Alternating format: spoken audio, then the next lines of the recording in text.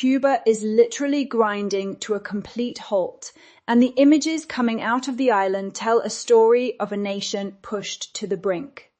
Here on Critical Hour Report, we've already broken down this escalating crisis in a pair of recent segments, but the situation keeps worsening by the day. The collapse of Maduro's government in Venezuela, paired with the Trump administration's intensified squeeze, has severed Cuba's lifeline of oil deliveries at the precise moment when domestic reserves were already scraping the bottom. Shortages of every kind are now the daily reality. Scarcity is choking every sector, and the whole country feels frozen in place. Electricity across the island comes mostly from aging, oil-fired generating plants that were outdated decades ago. Yet even those rickety facilities are no longer the biggest headache because they can at least limp along on the low-grade Cuban crude that remains available. What everyone witnessed on Sunday, February 8th, has become the grim new normal. Prolonged blackouts, blanketing 59% of the national territory on any given day. The real catastrophe, however, is diesel. Trucks, buses, cargo ships, tractors, irrigation pumps, sugarcane harvesters. Every piece of machinery that keeps the economy breathing depends on a fuel the regime can no longer secure in meaningful quantities. The productive backbone of the island is snapping under the strain, and the consequences are already catastrophic. Even the tourism sector, long hailed as the regime's glittering prize and chief earner of hard currency, now faces the same fuel drought that has paralyzed everything else. Hotels are shuttering or relocating guests, and the government has been forced to warn international airlines that jet fuel supplies could run dry within 24 hours. The pressure from Washington is only mounting. Republican Congressman Carlos Jimenez has publicly urged American carriers to suspend all flights to Cuba, arguing that these routes, mostly carrying Cuban Americans, funnel critical cash straight into the dictatorship's pockets. While not yet official policy, the signal is unmistakable, a clear warning shot across the bow. In Havana, the Diaz-Canel government is scrambling to project control while quietly admitting the depth of the emergency. Officials have announced temporary but sweeping measures tied directly to whatever fuel trickles in.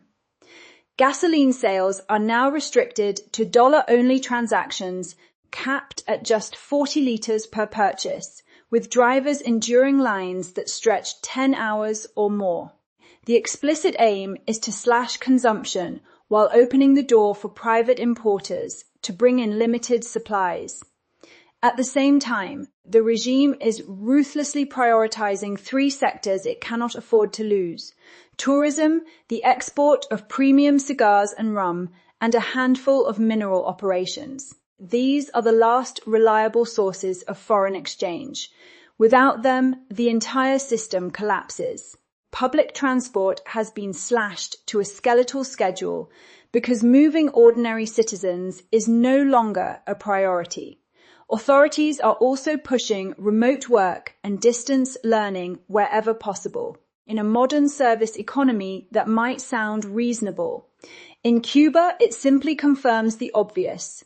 Things have deteriorated so far that keeping people at home is the only practical choice. The work week itself has been shortened to Monday through Thursday, shaving off one more day of commuting and energy use.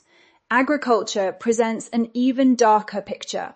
Tractors sit idle, machinery rusts, and the government is now recruiting manual laborers to cut sugarcane by hand because diesel is simply unavailable. Domestic oil production and some biofuel experiments offer a slender buffer, but the outlook remains bleak. When the regime starts pleading for urban gardening on rooftops and vacant lots, it is signaling desperation on a historic scale.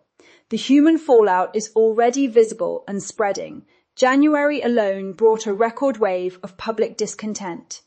953 documented protests, cacerolazos, pot-banging demonstrations, anti-government graffiti, and open complaints, according to the Cuban Conflict Observatory, the highest tally in years. Ordinary Cubans have reached the limit of endurance after decades of broken promises. Even authoritarian regimes struggle when the lights go out and the shelves stay empty. Predictably, the response from the authorities has been harsher crackdowns rather than reform.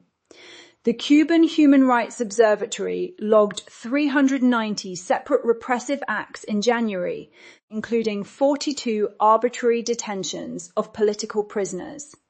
Homes are under constant watch, movement is restricted, and the old machinery of intimidation is working overtime. It is the classic reflex of a system that knows it is losing its grip, but knows no other way to respond. The nervousness is palpable, especially after Maduro's fall, and the regime is bracing for more internal tension as fresh hardships are announced almost daily. The only immediate outside lifeline has come from Mexico.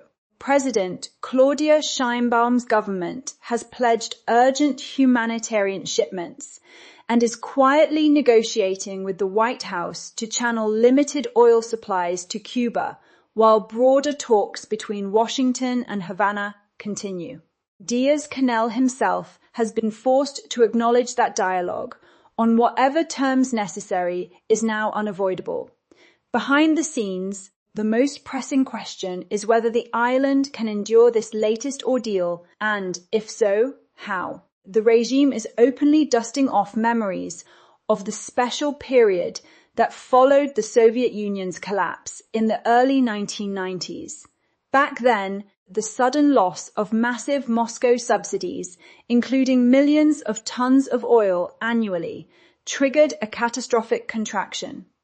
Economic output plummeted by more than a third, exports to former socialist partners fell 85%, and Soviet-built factories ground to a halt without spare parts. Rationing became total. The government distributed meager supplies of food and essentials through the infamous Libretta ration book. Hunger and malnutrition spread. Buses and trains virtually disappeared. Hundreds of thousands of Chinese bicycles flooded the streets, and oxen replaced tractors. Disease outbreaks followed the shortages. In August 1994, the Malacanazo protests erupted in Havana, and tens of thousands of Cubans risked everything in rafts to reach the United States. It was in that atmosphere of total crisis that Fidel Castro's inner circle drew up the infamous Option Zero, an emergency blueprint for surviving with literally zero imported oil, zero external trade, and zero foreign assistance. The plan envisioned a return to pre-industrial self-sufficiency at any human cost. Food and fuel would be rationed to the bone. Agriculture would shift entirely to organic methods using only local inputs and human or animal labor. Tractors would give way to oxen and horses. City dwellers would cultivate every scrap of land, every balcony, every rooftop. Urban transport would rely on bicycles and animal-drawn carts. Firewood and charcoal would replace gas for cooking. Living standards would be deliberately rolled back centuries so that the revolution itself could survive. Sovereignty, in the regime's eyes, mattered more than the people's well-being. Option Zero was never fully activated because some minimal imports continued to arrive. But its shadow still looms over every current discussion. Today's Cuba is not the Cuba of the 1990s. The regime's authority is more fragile, and ordinary citizens, connected to the outside world through smuggled phones and satellite signals, are far less willing to accept endless sacrifice in silence. Even if the government tries to revive elements of that old austerity playbook, the ultimate path forward appears to lead toward negotiation rather than total isolation. The Castroists understand they need Washington to ease the embargo, and that means making real concessions to Marco Rubio and the current administration. No one else is going to write a blank check. Contacts are already underway, confirmed by multiple outlets, including ABC. The first meetings have taken place in Mexico, with Colonel Alejandro Castro Espín, son of Raúl Castro and Fidel's nephew, sitting down with U.S. intelligence representatives. The agenda, according to leaks, centers on a possible Venezuelan-style transition, gradual, managed change rather than abrupt collapse. In exchange for eased sanctions and emergency oil, Havana could open strategic sectors, energy, tourism, banking, telecommunications, to American investment, reduce political repression, and begin releasing prisoners. These talks remain at an early stage, but the signals are unmistakable. Trump has repeatedly declared that 2026 will mark the end of the Cuban dictatorship. Whether that means total dismantling or a carefully stage-managed reform with new faces remains to be seen. One name now circulating among analysts is Oscar Perez Oliver Fraga, a 54-year-old industrial engineer who is virtually unknown to the Cuban public. He carries no high-profile social media presence, yet he is blood kin, grandnephew of Fidel and Raúl through their older sister Angela Castro. He has kept a low profile while heading a technology import firm and playing a key role in the Mariel Special Development Zone, the regime's showcase project for foreign capital. Currently serving as Deputy Prime Minister and Minister of Foreign Trade and Investment, he represents the economic wing of the government and would be ideally positioned to lead any opening. Some insiders whisper he could replace the visibly exhausted Miguel Diaz-Canel, whose leadership has failed on every front, including the loss of Venezuela as a reliable patron. At the close of 2025, he was named a deputy in the National Assembly, a prerequisite for higher office. Whether this is the chosen succession plan or mere speculation, the smoke suggests fire. Whatever the precise choreography, the direction is clear. Cuba stands at a historic inflection point. The regime's power is eroding faster than ever, and survival likely requires compromises once unthinkable. Washington's stance, shaped by Marco Rubio's hard line, yet tempered by Trump's broader priorities, will determine how far those changes go.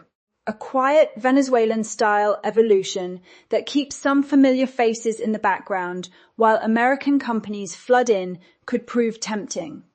After all, normalized relations, reopened tourism, and fresh investment would create a point of no return far more effectively than outright confrontation.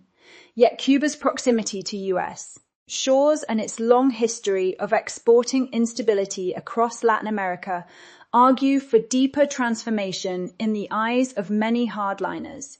In the end, the only certainty right now is that the island has come to a full stop. The question that lingers is whether this moment of maximum vulnerability will finally force the regime to choose between clinging to power at any cost or accepting the kind of reforms that could actually breathe life back into a broken nation. As we watch from Critical Hour Report, one truth stands out. When a dictatorship runs out of fuel, it also runs out of options. And the Cuban people, after decades of waiting, may finally be on the verge of seeing history bend in their favor. What path will Washington ultimately choose? And will the Castro inner circle bend or break? The coming months will write the answer, and every observer should be paying close attention.